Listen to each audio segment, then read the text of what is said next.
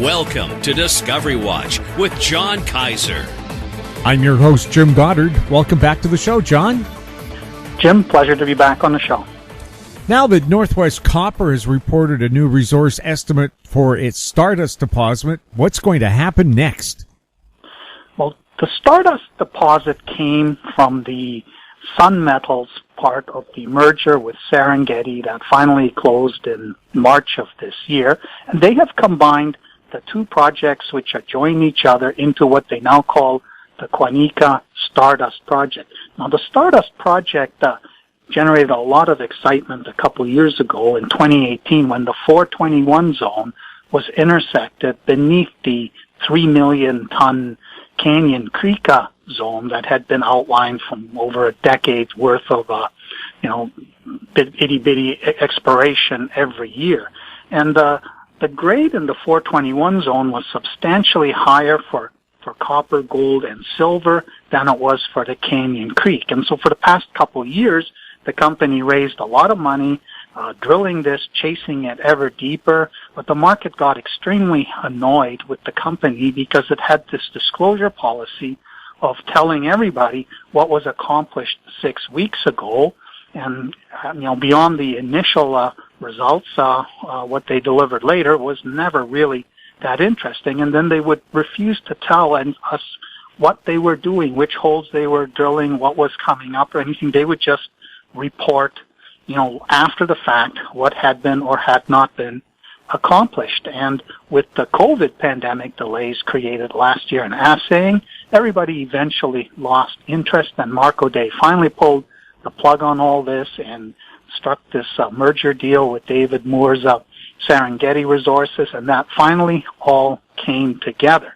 And the resource estimate that they published on Monday, it did more than double the existing resource. The 421 zone did make a significant difference. It's the whole combined resources now 7.8 million tons. And the rock value at the prices, gold, copper, silver prices right now is about $193 per ton, giving the whole thing an in situ value of about $1.5 billion. But that is less than what everybody had hoped for. The 421 zone turned out to be this tapering deposit that ultimately connects to the shallower Canyon Creek zone, but it tapers away to almost nothing at 900 meter depth, and it's too expensive and complicated to go drilling for more. So the new plan is to do a combined operation that combines first the open pit portion of the central zone on the Quanica property, and then later the underground block caving mineable portion with high-grade underground mine feed from the Stardust zone. And the two deposits are only about 7 kilometers apart from each other, so they would underground mine the Stardust ore at 2,000 to 4,000 tons per day, and that would provide anywhere from 3 to 6 years of feed to be blended with the Quanica ore. And the Quanica deposit's about 300 million tons of copper and gold mineralization. The grade is not very significant. The rock value of the open pitable portion is about $37 a ton, and the underground portion is about $44 per ton. And they have a partner there, Daewoo, which put up about $8.2 million to earn a 35% interest, but they lost interest last year after in 2019 they did not finish a PFS, probably because it just wasn't going to look very good at the metal prices at the time. And so they have been diluting. Last year, Serengeti spent money doing some expansion drilling and testing some satellite targets. And now they're focusing on blending these two operations together. And they expect to have a PEA. The new CEO, Peter Bell, says they'll have it sometime early in 2022. At the moment, they're still sticking with the 15,000 ton per day scenario for which a PEA was done in 2017 for Serengeti. And the trick will be, will they be able to develop a flow sheet that allows combining the massive sulfide ore from the carbonate replacement style mineralization at Stardust with the disseminated copper gold ore from the Quanica central zone. Initial indications of the metallurgy show that very similar flow sheets. One of the things they have to do this year is create a combined flow sheet that blends the ore so that they can figure out what the recoveries and will end up being. And that will all go into telling us what is the economic value of this combined operation. They started a drill program right now on the central zone. They're going to do some infill drilling on the higher grade core that's going to be underground mineable. They want to have a higher resolution for that. And they will also test some of those satellite targets to the south that Serengeti never got around to last year. The infill drilling is not going to excite the market very much. The satellite drilling, if they hit something shallow that's got good gold copper grades, that would be helpful because that could be then part of the lower cost open pit mining scenario that gets blended with the Stardust ore. But otherwise, beyond that, the Quanica Stardust project will be a bit of a snoozer between now and the start of the new year. However, if gold and copper continue to trend higher, this project will serve as a proxy for the trend in copper and gold, dragging up the economics of this future blended operation. The big exciting part for Northwest Copper is going to start in July when they start drilling the East Niv project. This was one that David Moore's Serengeti had generated a couple of years back, pretty much from scratch. It has never been drilled. It has the footprint and the characteristics of a red Chris system. Of course, we need to see what the grade is in the third dimension. And the drilling, they'll start with a 2,700 meter program.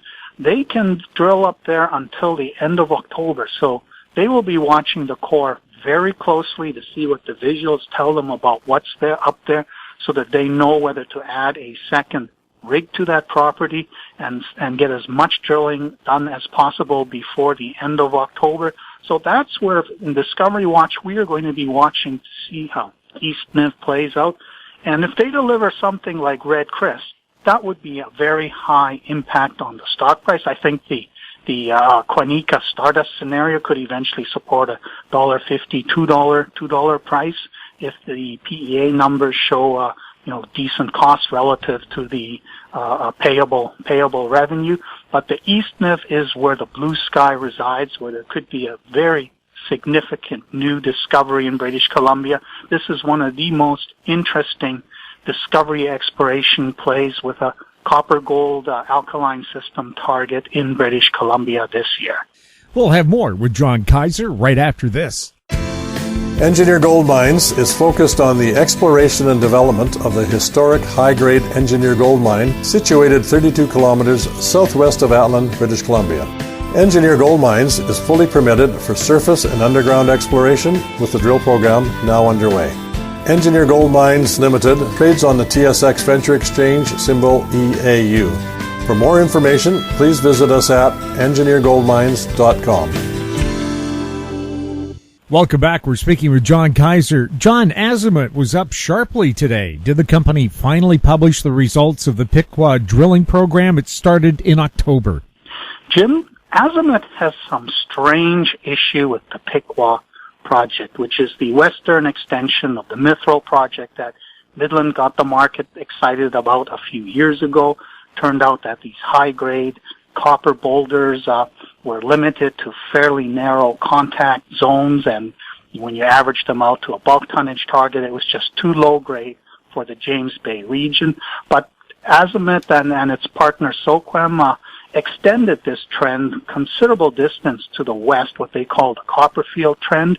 And in the East Copperfield section, they also found high-grade boulders. They found good soil geochemistry, and they did an IP survey last year which highlighted targets, and it also included an unusual EM conductor. They weren't sure what that was going to turn out to be, and the drill program was the first one.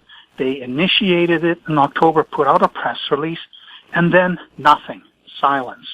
And they just published the first quarter report in which they discuss the Piqua project. They say we started a drill program in October, and then they say see below. And then about a page and a half, you get a detailed description of everything that had already been published before they started the drill program, and then nothing. Like, this was a week ago that this was published, and they still have not told us what happened at the Piqua project. And that's really inexcusable. It gives the whole exploration sector a bad name, and I just shake my head. What made the market move today was the first drill results of this year's drilling on the Elmer project, where they have the Pat1 discovery, and that was the big flavor of the year. Last year for Azimut, they had revealed very high-grade gold intersections in a fairly small zone called the Pat1 target, which happened to be an outcropping, sort of silicified area. Everything else was under swamp and bog and not really visible. And it turned out that there's something special about that silicification, because as they marched along strike, the gold grade petered out, and they have a relatively small footprint. It is a pencil-shaped deposit, and the results that they published today are pretty impressive results. Things like 46 meters or 4.4 grams gold. Not sure what the true width of that actually is. 40 meters of 6.4 gram per ton gold, and these were from the deeper hole.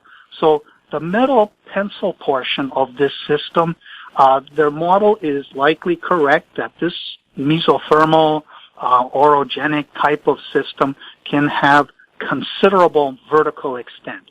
It doesn't appear to have much along strike.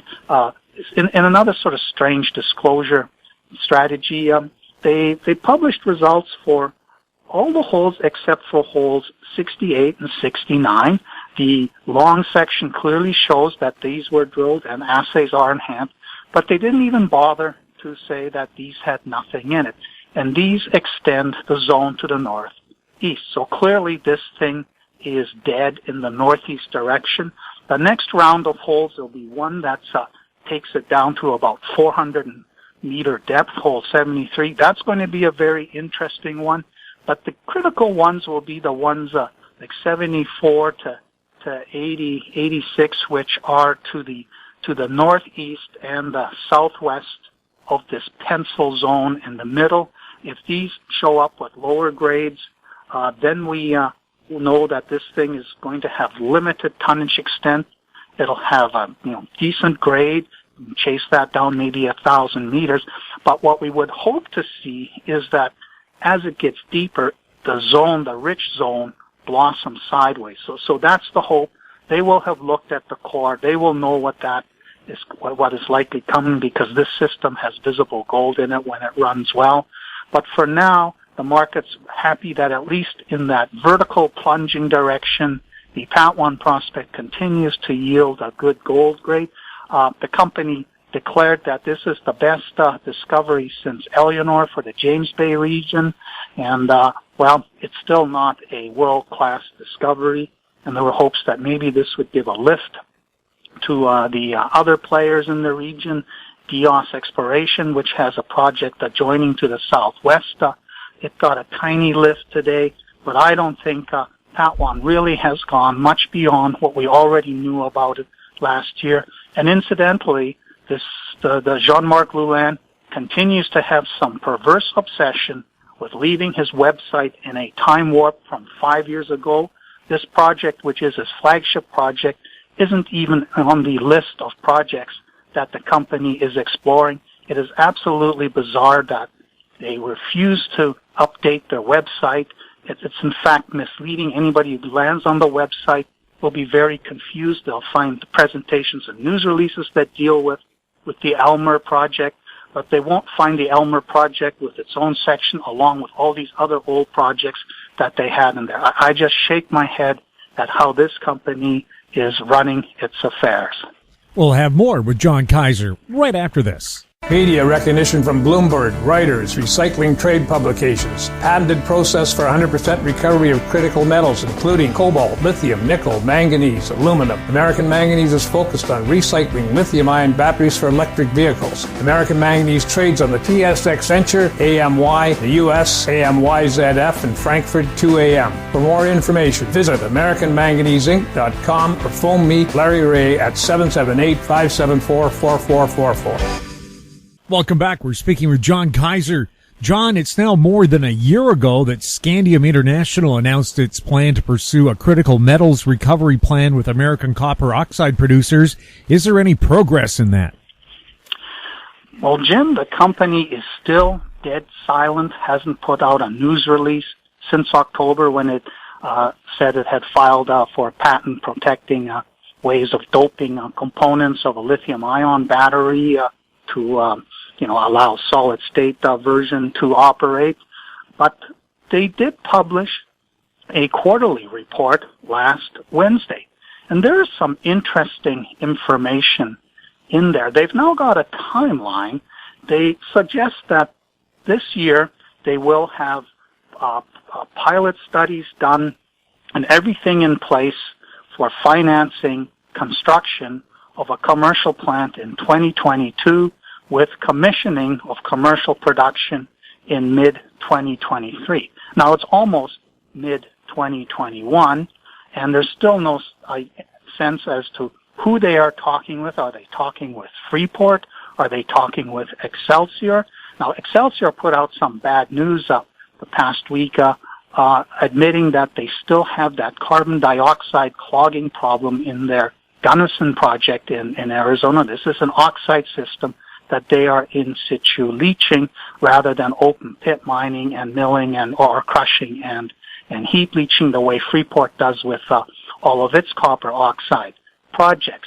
And it's quite interesting because there was mining.com flagged an article in a journal called Science Advances where they talk about applying electric fields to in situ leach operations in order to speed up the leaching process. And the theme of the paper is that open pit mining for copper is very disruptive. It generates a huge amount of tailings. Because of typically high waste to ore stripping ratio, there's also huge amounts of rock that need to be put aside. And yet the future requires ever more copper as we shift towards this clean energy, electricity-based economy. And they argue, these scientists in this paper, that even sulfide deposits, which are the ones where when you get deeper with a copper deposit, you get into the sulfides, even those can be leached with the right leachant. Well, all of this is really interesting for Scandium International. Oh yes, and in this quarterly, they finally admitted that they got patents for the scandium recovery with the CMR that they filed in 2018, and they also confirmed that they did get a patent for the more efficient method for making master alloy, aluminum scandium master alloy. But as is typical for the company, they did not explain the significance of these two developments. They are just a couple of mentions. But there is an important new plan made public in this quarterly statement, which they never put out a press release with it. In it, they now call it the HPA project, which is high purity alumina. Now, early last year, when I was talking to Willem Divestien, the Chief Technology Officer of Scandium International, and the brains behind all these patent filings and ways of processing material, and he was really excited about a method he had developed for making high-grade, high-purity alumina. Now, alumina is made from bauxite through the Bayer process, and creates smelter-grade alumina, which is then put into a refinery to make aluminum metal. And its grade is 99.5% aluminum. But or 99.5% aluminum oxide. It's a white powder. And alumina is used to make sapphire, which if you've ever seen the difference between a Garmin watch that just has a silica glass plate, face plate, versus one that's a much more expensive, a sapphire plate that's scratch resistant. This is made from alumina that is high purity. That is 4 nines to 6 nines, meaning 99.99% to 99.9999%. And this is quite difficult to make. The Chinese are able to upgrade alumina to 3 nines, 99.9, but they can't get it any higher. So high purity alumina is now made from taking alumina that's been refined into aluminum metal, and making aluminum oxide from the original metal. So you already have the cost of making aluminum embedded in there, and then you have to redissolve it and purify it further and get the oxygen back into it to create this material, which is in essence a ceramic. And this material is very important because it's becoming part of the lithium-ion battery. And if you have a method of making it that's more efficient than others, then you have something very big, because this is it already has a market that's over $1 billion a year. It's expected to grow at a 16% compounded annual growth rate for the next 5 years, which means it's going to become substantially bigger. And Scandium International stated that they filed for a patent for a better method. Now, there's companies like Alltech Chemicals, which is listed on the ASX, which are doing the Orbit type story of taking an aluminous clay deposit and processing that and making high purity alumina from that. But that's going to end up, you have to process the clay and make alumina and then upgrade it all in one shot. What Scandium International seems to have figured out is a way to do this by taking some other feedstock, and they haven't spelled out how or what, whether they're taking a smelter grade alumina and reprocessing it, or whether they have to start with aluminum. My sense in talking to Willem was that no, his method is not taking aluminum and redissolving it and purifying it to make alumina or high purity alumina.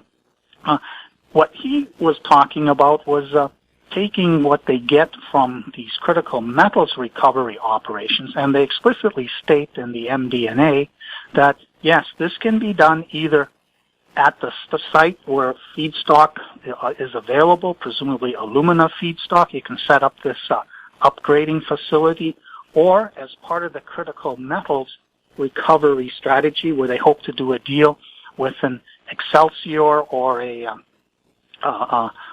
Freeport. They all have a problem that the leaching also dissolves aluminum, and they don't bother recovering the aluminum because it's not worth very much, but it does gum up the solution. It reduces the leaching efficiency, so getting rid of it would probably be helpful.